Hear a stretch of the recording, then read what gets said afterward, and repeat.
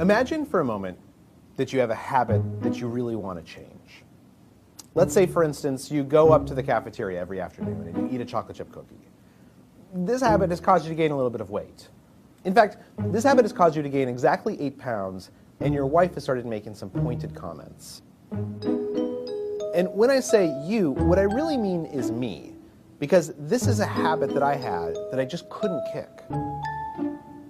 To understand why that habit was so powerful and what it would take to change it, I had to learn how habits work. Every habit functions the same way.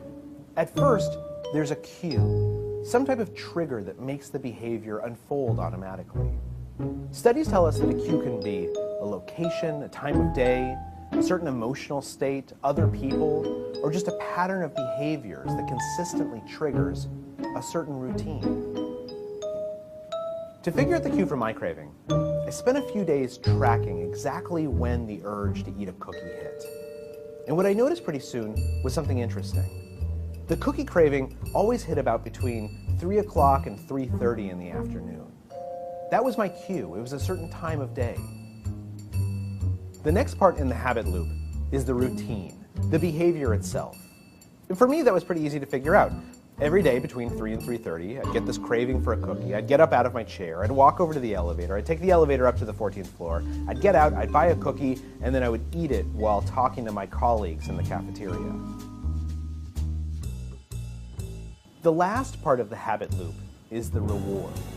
And in some respects, the reward is the most important part, because that's why habits exist, so that we can get the rewards that we want. But figuring out a reward is kind of tricky. To figure out what reward was driving my habit, I did a little bit of an experiment.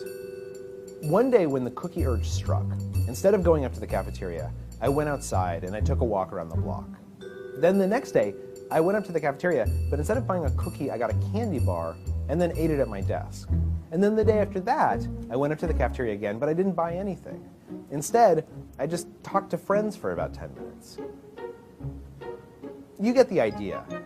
What I was trying to do was test different hypotheses to figure out what reward I was actually craving. And what I figured out pretty quickly was it had nothing to do with cookies. It had to do with socializing.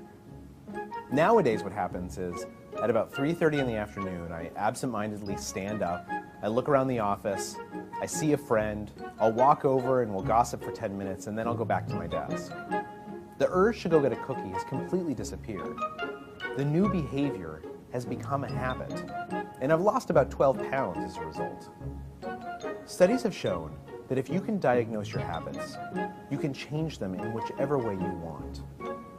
So what are the cues, routines, and rewards in your life? What habit do you want to change?